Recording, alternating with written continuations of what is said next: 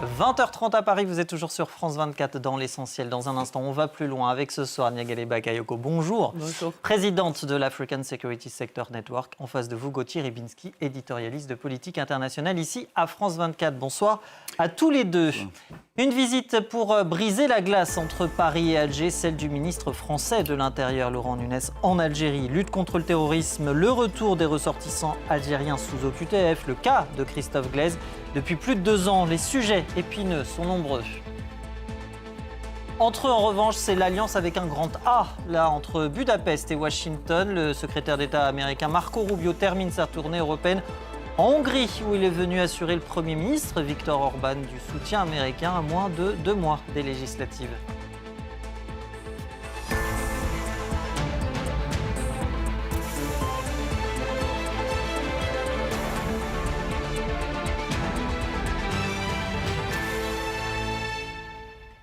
Il mise sur le dialogue. Le ministre français de l'Intérieur, Laurent Nunez, est en Algérie pour 2 jours. Alors que les sujets de contentieux sont nombreux entre Paris et Alger, la relation s'est fortement dégradée depuis environ 2 ans, depuis que la France a reconnu la souveraineté marocaine sur le Sahara occidental.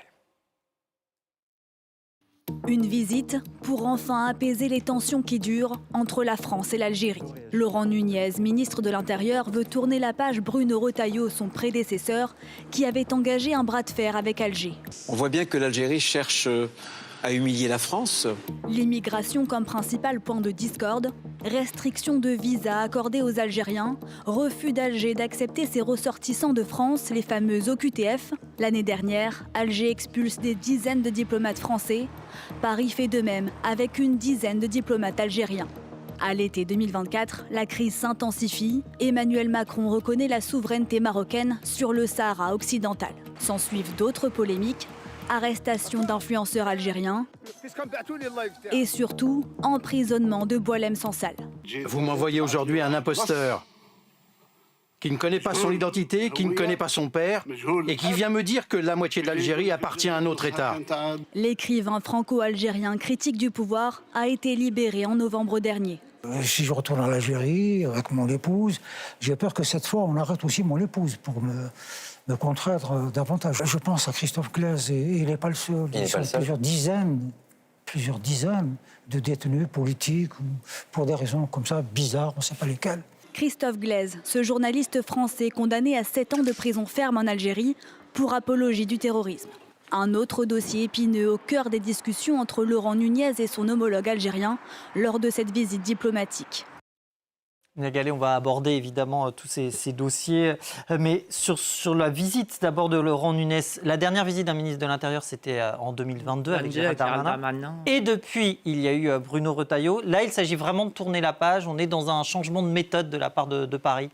Il y a eu Bruno Retailleau, il y a eu Jean-Noël Barrot également. Hein, et les 2 visites s'étaient assez mal déroulées en réalité.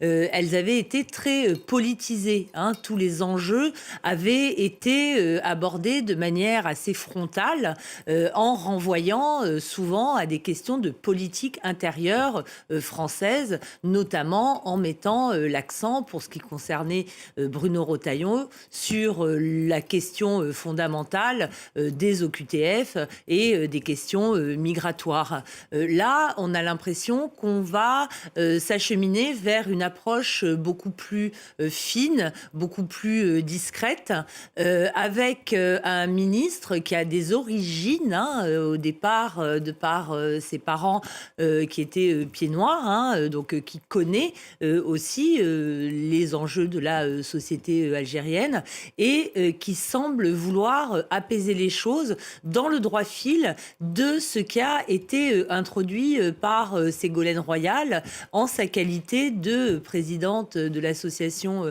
France-Algérie, qui avait favorisé ces rapprochements, notamment en discutant avec le président Tebboune. Et il faut rappeler que cette visite se fait à l'invitation du ministre de l'Intérieur algérien, ce qui apparaît comme un progrès. Gauthier, on est dans une approche plus diplomate. Ça tient aussi au profil de Laurent Nunez, qui n'est pas celui de Bruno Retailleau. On le rappelle, il a exercé dans...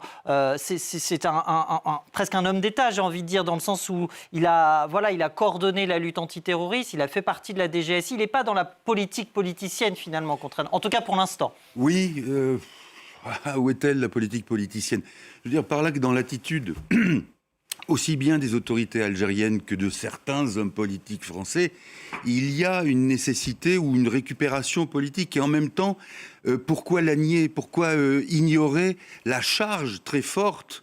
Alors vous avez raison, quand on se dispute à l'occasion d'une rencontre sur des choses aussi lourde, aussi clivante, aussi à vif que le passé franco-algérien, etc. Évidemment, ça va très vite et très haut et très fort. Maintenant, on ne pourra pas l'éviter indéfiniment. Là, ce que je remarque, c'est l'habileté des deux parties qui consiste à dire que c'est une réunion sécuritaire. Bon. Alors, réunion sécuritaire, obligation de quitter le territoire français, l'immigration illégale. D'une part, quand même, soyons bien clairs sur une chose, c'est qu'on parle de personnes qui sont éventuellement amenés à être ballotés, puisqu'on ne veut plus d'elles en Algérie. Selon le pouvoir et le ministre de l'Intérieur en France, on ne veut plus d'elles non plus. Au milieu, il y a des gens, quand même, c'est pas tout à fait superflu de le rappeler. Et puis, pour répondre plus directement à votre question, vous voyez bien que dans cette relation, même quand on parle de choses dont on va dire pratiques, encore une fois, je viens de dire les limites à la chose, mais il y a cet arrière-plan non seulement de l'histoire, mais de l'avantage que l'on peut en tirer. Regardez, par exemple, ce qu'avait dit à l'époque Emmanuel Macron sur la rente mémorielle, si je m'abuse, sur le fait que le pouvoir algérien utilisait le passé à des fins de maintien de l'ordre, en quelque sorte social ou même historique. À l'inverse, regardez l'aubaine politique qui était pour Bruno Retailleau la phrase qu'il a lui-même prononcée, les Algériens, l'Algérie veut humilier la France. Tout ça, ça prouve qu'il y a des choses qui ne sont pas digérées et surtout qui mettent de l'huile sur le feu dès qu'on essaye d'aborder quelque chose. Alors voilà, on est finalement au minimum syndical, cette visite. C'est peut-être pour ça qu'elle a des chances d'aboutir, c'est-à-dire occupons-nous du sécuritaire.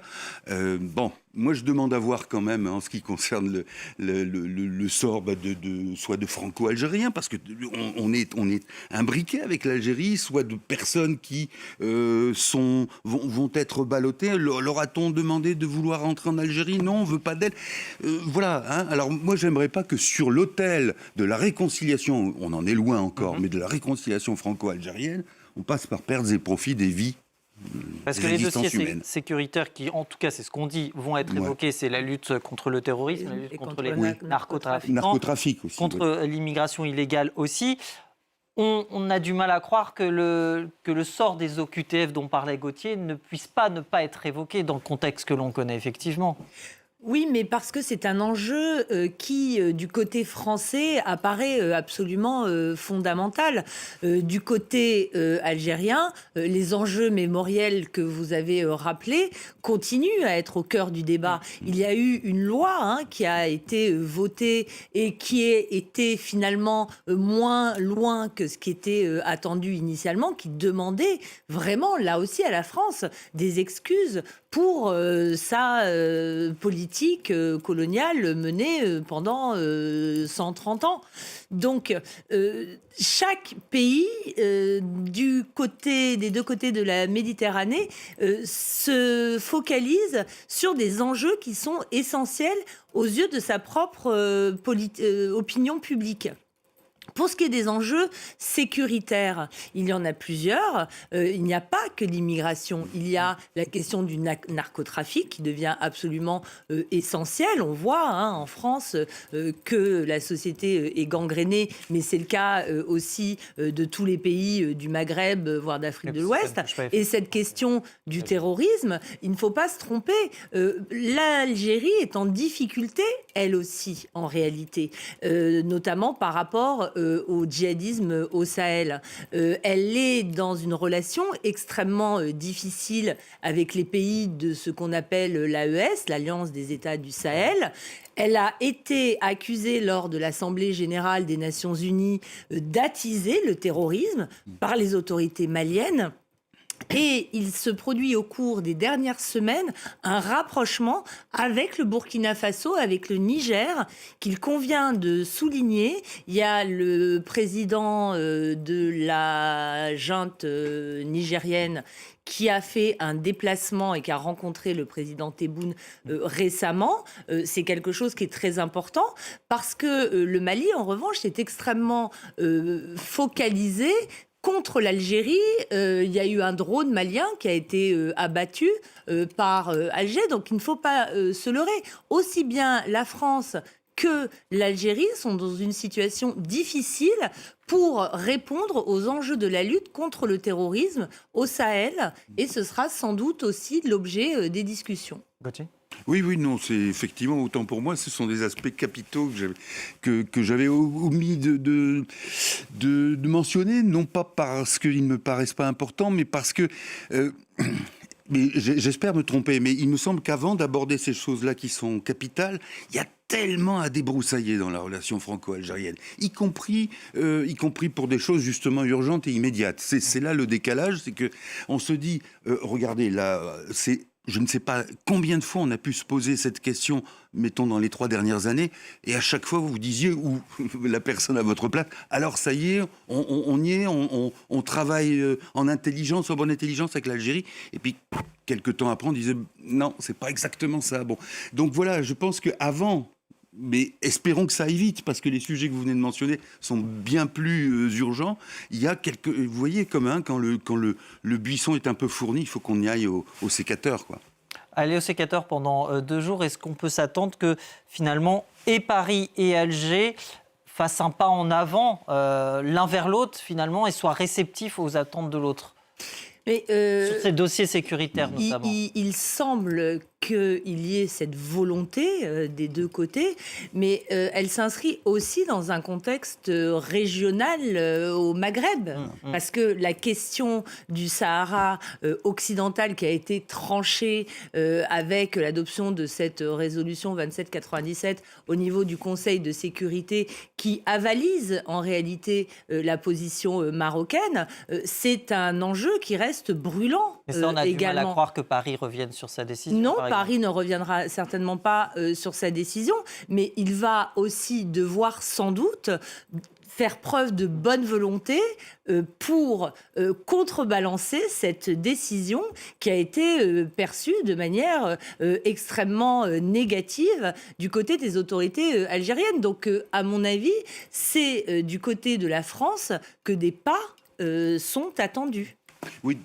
Oui, d'autant que dans cette affaire du Sahara occidental, il y a quelque chose de frappant, c'est le caractère à huis clos de la décision et de la réflexion française.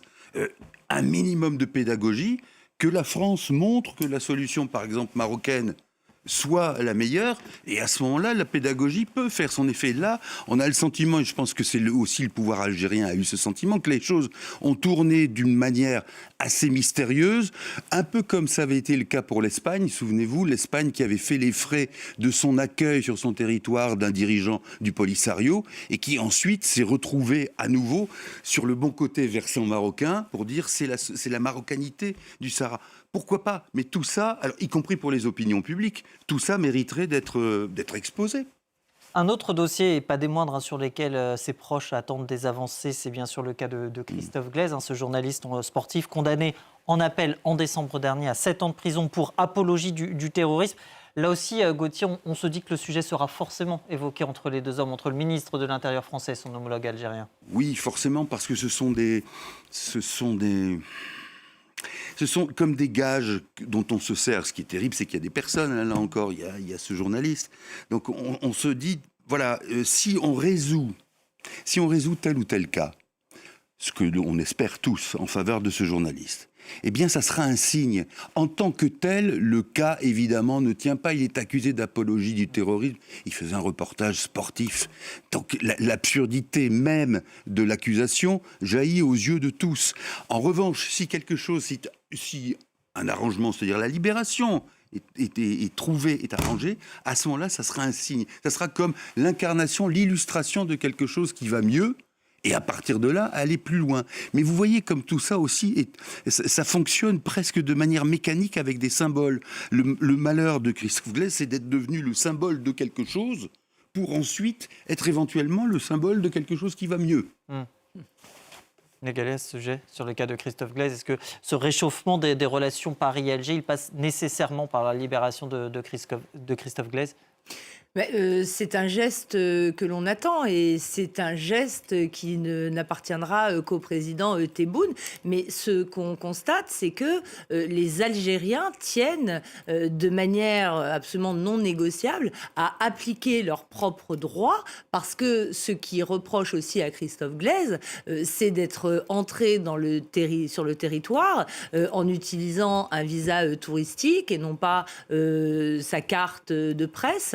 Donc d'avoir dissimulé un certain nombre de choses. Donc si l'on obtient une grâce, cela ne signifiera pas qu'il y a reconnaissance de sa non-culpabilité. C'est ça qui est assez difficile.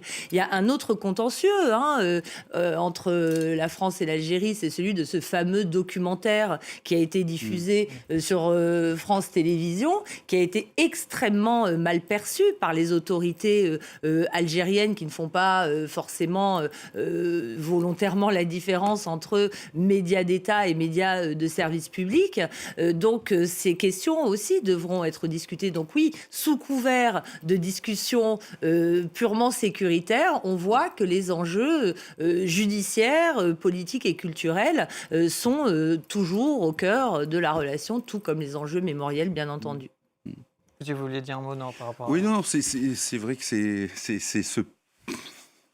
ce package, si j'ose dire, qui est important, parce que au fond, l'histoire de ces relations et l'avenir de ces relations entre la France et l'Algérie, me semble-t-il, ne peuvent progresser qu'à partir du moment où on aura décidé de part et d'autre de la Méditerranée d'être d'accord pour s'engueuler copieusement. C'est-à-dire aller alors, tout, on met tout. La guerre d'Algérie, il faut tout mettre. Tout à plat. Et puis ensuite, une fois qu'il y a ça, et pourquoi pas des excuses? Oui, je pense que des fois on focalise les excuses alors que ce qu'on montre pour obtenir des excuses ou un dialogue est plus important que le terme. Mais oui, ça veut dire par là que dans cette relation qui est compliquée parce qu'il y a un substrat affectif très fort, ou au contraire détestation, ou au contraire, enfin bref, c'est amour-haine un peu. Bon, au-delà de la géopolitique. Eh bien, dans ce cas-là, il faut être capable de purger l'ensemble de la chose, quoi que ça coûte, quel qu'en soit le prix. Et c'est là le problème, c'est que vous avez un prix aussi pour certains hommes responsables, hommes, femmes politiques en France, qui n'est toujours pas digéré. Regardez comment le Rassemblement national a prétendu faire sa dédiabolisation en mettant de côté ce qui était l'un de ses thèmes phares dans les années 80, c'était encore l'Algérie, la guerre d'Algérie. Et ce que Marine Le Pen a dit à ses congénères, c'est « Attention, maintenant, l'Algérie, c'est le thème de l'extrême droite à grand-papa, il faut qu'on avance. » Mais il est toujours là, il affleure. Ça veut dire que même chez des gens qui n'ont pas vécu la guerre d'Algérie, mais qui ont eu le récit de leurs parents, il est toujours là. Donc cette chose-là, il faut la purger pour couper les pattes à ceux qui s'en servent comme l'extrême droite. Mais ça veut dire aussi que du côté algérien, il y a la reconnaissance d'une chose qui est énorme, c'est que sont devenus les idéaux de la révolution algérienne. Il faut mettre toutes les choses à plat. C'est la seule voie finalement pour que Paris et Alger s'entendent et surtout arrivent à se mettre d'accord sur... Oui, mais il ne suffira certainement pas le temps de ces 2 jours. Pas 2 jours de visite de Laurent Nunez pour y parvenir, bien sûr. À un tel résultat, mais parvenir à apaiser une relation qui est quand même particulièrement polarisée, et ce depuis un certain nombre d'années, oui, c'est peut-être une première étape nécessaire et on l'espère positive. Avant qu'on passe à notre prochain sujet, est-ce qu'on peut faire le parallèle actuellement entre le sort de Christophe Glaise et celui de Boualem Sansal, qui a donc été libéré il y a peu? Est-ce qu'on peut espérer oui, mais est-ce qu'on peut attendre un dénouement semblable à celui qu'a connu Boualem Sansal, d'après vous ? Pardon. Non, parce que... alors, c'est compliqué, parce que, comme Niagalé l'a dit, Christophe Glaise est entré donc, avec un certain nombre d'infractions sur le territoire algérien. Boualem Sansal, c'est autre chose. Franco-algérien, et il passe pour un contempteur, il est un contempteur du régime algérien, avec une forme de justesse, mais en même temps, il est aussi côté français, j'allais dire, pardonnez-moi l'expression, mais le bon arabe. La Libye d'une extrême droite française qui trouve un Algérien fantastiquement lové, j'allais dire, dans des opinions d'extrême droite. Et là-dessus, Boualem Sansal a du mal, parfois, à faire en sorte de ne pas être l'idiot utile de l'extrême droite française. C'est là qu'il y a une vraie différence, c'est que dans justement la conception mémorielle du rapport entre la France et l'Algérie, Boualem Sansal a évidemment un rôle éminent à jouer, à condition qu'il ne soit pas, justement, comment dirais-je, peut-être pas tout simplement, je crois qu'il n'en est pas dupe, mais qu'il sache se distancer de ceux qui ne voient pas la question comme étant nécessairement à résoudre, mais comme simplement prendre des positions, que ce soit un Retailleau ou d'autres. Oui, pour moi, la différence essentielle est que dans un cas, on a un ressortissant algérien binational et que de l'autre, on a un journaliste français qui est accusé d'avoir enfreint le droit algérien. Donc la situation est différente, même si il y a une accusation de terrorisme à l'encontre de Christophe Glaise. L'enjeu pour Boualem Sansal était beaucoup plus de politique intérieure que ce n'est le cas pour ce journaliste sportif. Voilà donc pour cette visite qui dure encore jusqu'à demain, celle de Laurent Nunez en Algérie, le ministre français de l'Intérieur. Lui, c'est en Hongrie qu'il achève sa rapide tournée européenne. Marco Rubio, le secrétaire d'État américain, venu apporter son soutien à Viktor Orban, le Premier ministre hongrois, le nationaliste allié de Donald Trump. On l'écoute. Cette connexion que vous avez établie avec Donald Trump a fait toute la différence en ce qui concerne les relations de nos pays, ainsi que pour ce qui est de la faire grandir. C'est pour ça que je peux vous dire avec certitude que le président Trump est profondément attaché à votre réussite, car votre réussite est notre réussite, parce que la relation que nous avons ici en Europe centrale, à travers vous, est tellement essentielle pour nos intérêts nationaux dans les prochaines années. Votre réussite est notre réussite. Gauthier Rybinski, je vous vois sourire. Qu'est-ce qui se cache derrière ce soutien de Marco Rubio aux Hongrois ? Non, je pense que c'est objectivement pour l'administration américaine, c'est un laboratoire, la Hongrie. Ça prouve aussi, par parenthèse, que ceux qui croient qu'au sein de l'Europe, les nations européennes sont écrabouillées par la machine, vous avez une Hongrie qui, à elle seule, est capable de bloquer un certain nombre de démarches européennes et en plus d'avoir l'assentiment des États-Unis qui aujourd'hui s'affirment par ailleurs comme globalement anti-européens. Pour un pays qui arrive à faire ça, c'est pas mal au sein d'une machinerie prétendue éradiqueuse. Bon, parenthèse fermée, oui, pour l'administration américaine, c'est important, la Hongrie, parce que c'est la preuve qu'il y a la capacité de jouer non seulement sur les intérêts, mais tout dépend de ce qu'on appelle les intérêts américains. En termes sonnants et trébuchants, c'est pas grand-chose. C'est en revanche sur la propagation ou la capacité de propager ce qu'est l'idéologie du régime américain. Oui, c'est important, c'est capital et ça se fait sous Orban bien avant, c'est bien antérieur à la présence de Trump à la Maison-Blanche et c'est quelque chose qui fonctionne jusqu'à présent à peu près bien. Sauf que les élections qui arrivent là sont un peu plus délicates pour Orban, d'où la visite de Rubio, d'où l'idée qu'on est un peu dans une situation de gêne. Oui, c'est dans 2 mois, un peu moins de 2 mois, parce que c'est le 12 avril, ces législatives qui ne sont pas acquises pour Viktor Orban. Et d'ailleurs, il semble en avoir conscience, en tout cas au vu de son discours de samedi. Il dit qu'effectivement, tout va bien se passer, même s'il gagne, même s'il perd. Est-ce qu'on peut aussi s'attendre est-ce qu'il va falloir être vigilant aussi sur cette sélection quant au risque d'ingérence ? Parce qu'on a connu ça aussi par le passé. Est-ce que il sera d'autant plus accru, d'après vous, pour ces législatives du 12 avril ? Mais de toute façon, c'est quelque chose qui est très clairement formulé dans la stratégie nationale de sécurité américaine qui affirme que pour défendre la civilisation occidentale selon la vision qu'en a Donald Trump, il convient de s'appuyer sur les partis de la droite nationaliste en Europe.